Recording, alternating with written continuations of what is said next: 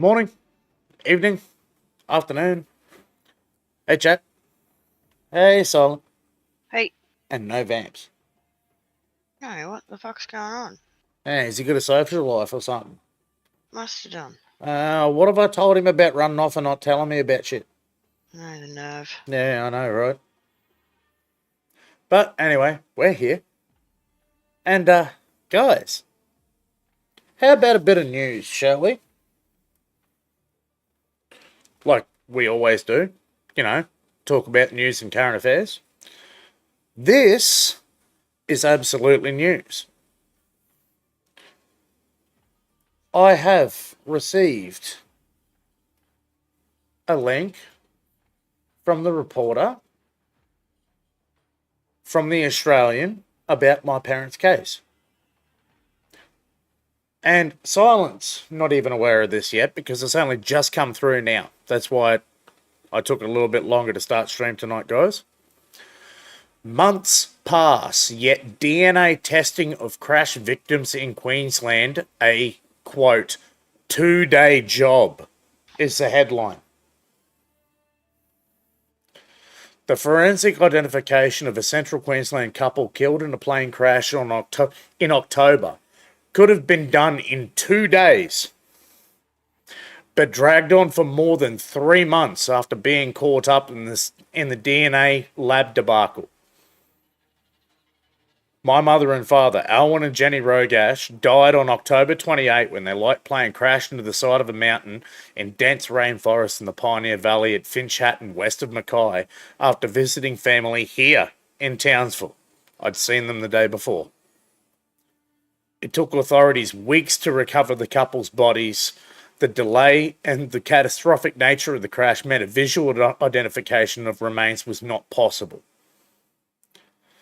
The Australian revealed last month that Queensland's beleaguered forensic facility had sent samples to an Australian Federal Police lab interstate for identification, but the state had not been able to process bone samples since December 2022. Late on Wednesday, the Coroner's Court of Queensland confirmed the bodies had been formally identified and released as of today. But the Rogash's family is still waiting for a death certificate to be issued by the Registrar of Births, Deaths and Marriages to allow them to manage the couple's complex estate.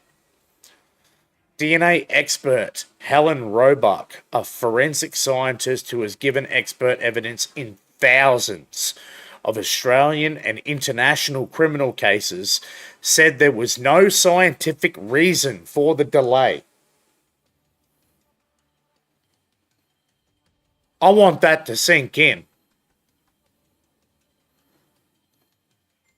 I want that paragraph to sink into people's heads, and I want everyone to remember that statement. Scientifically, the DNA analysis of bones for comparison to a family member reference sample can be conducted in a matter of 1 or 2 days, Ms. Roebuck said. Whilst testing may be scientifically possible in a matter of days, workload factors and individual laboratory processes may cause longer lead times.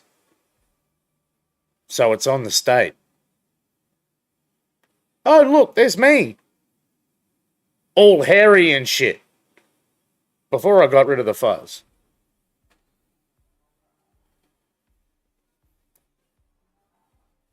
The Victorian Institute of Forensic Medicine conducts mitochondrial testing of bones and do so with coronial matters in Victoria. Queensland is currently outsourcing some DNA testing to ESR in, wait for it, New Zealand. So another country has to pick up our fucking slack, hey? Who can reportedly conduct bone analysis. The state government is spending about $200 million in an attempt to fix the systematic failures at the lab, revealed by the Australian's investigative podcast Shandy Story, which promoted 2 commissions of inquiry. There is a backlog of more than 100,000 samples from 37,000 criminal cases dating back to 2007, which faced DNA retesting because of the lab's failures.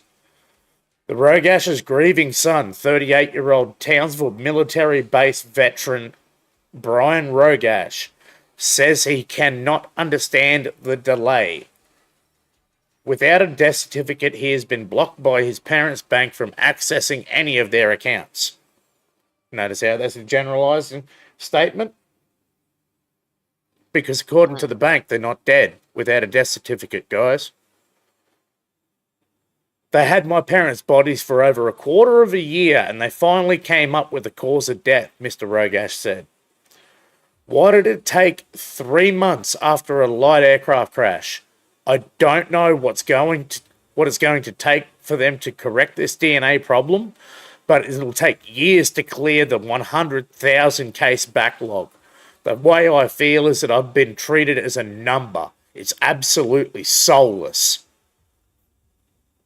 There you go. Words from the mouth that spoke it. He said he felt as if he'd been kept in the dark by Queensland authorities despite Health Minister Shannon Fentiman saying the lab had been in, quote, constant contact with the family. Silent? Yeah, no, that was a big bullshit lie. No, I have a direct question to ask you here, live and in living colour for the world to know. You live in this house with me, correct? Yes. You've been around me every step of the way since the accident, correct? Yes. Have they kept me in the loop? No. If they had, we wouldn't be having this conversation. Pay attention to that statement too, guys, because I have two witnesses that will categorically state in a court of law that they did not keep me in the loop. Forensic Services Queensland would not comment on the specific case, but a Queensland Health spokeswoman said the lab was working to, quote, deliver a timely service to the Queensland justice system and community by actively engaging with interstate and international counterparts. This includes working with the Australian Federal Police, Victoria Institute of Forensic Medicine, and ESR in New Zealand for assistance in the analysis of DNA samples, she said.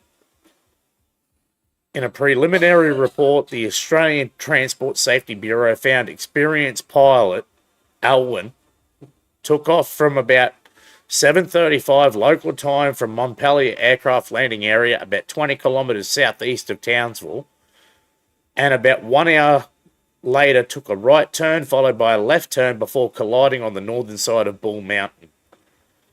Both Alwyn and Jenny were private pilots. Mr. Rogash had about 2,100 hours flying experience, of which about 1,500 were in that single-engine plane that eventually crashed. Absolutely, I can vouch for that 100%. Plus more. Plus more. The ATSB found the engine was almost certainly operational at the time the plane collided with the mountain. That's the article. So, you guys are in trouble. State Labor, bend over, grab your ankles, put a bit of KY around your freckle, because it might ease the pain. That statement right there. DNA expert Helen Roebuck, a forensic scientist who was given expert evidence in thousands of Australian and international criminal cases, said there was no scientific reason for the delay. None. That means there's no explaining your way out of this, Labor. There's no way, shape, or form that you can backpedal this to suit it to yourself in a court of law. You are done. You are absolutely crucified.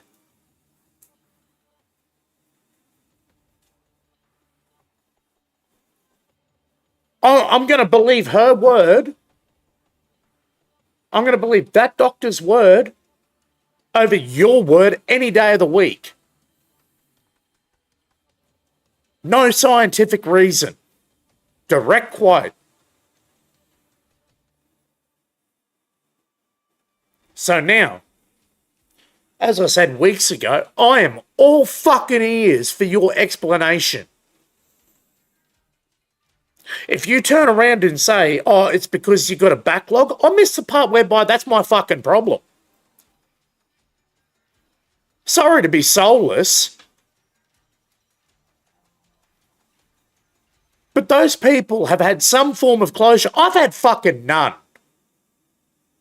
Still, months later, no closure, nothing. Just leave me round by the balls for a little while. Why don't you? You're fucking sick. And not even an apology, I might add. How many departments have been quizzed now by the media about this? And not one of you have even offered an apology.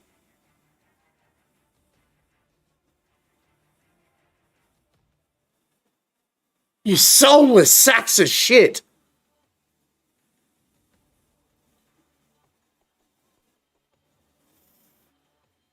Bet if it was your fucking families, you'd be jumping up and down all over the fucking media too, wouldn't you? Long before I did, I was awfully patient.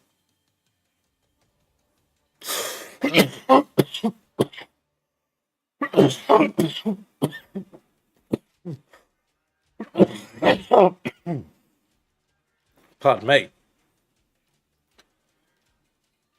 If you haven't noticed, I'm awfully fucking pissed off by this.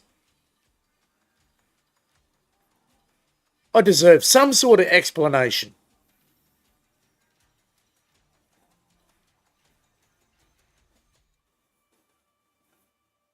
This is beyond a travesty. This is outright fucking criminal. What yous have gone and done? Criminal. If there's no scientific reason for what yous have gone and done, what? You just thought that we'd sit here with our thumb up our ass and wait for yous to do your job? You hope like fuck that I'd shut up?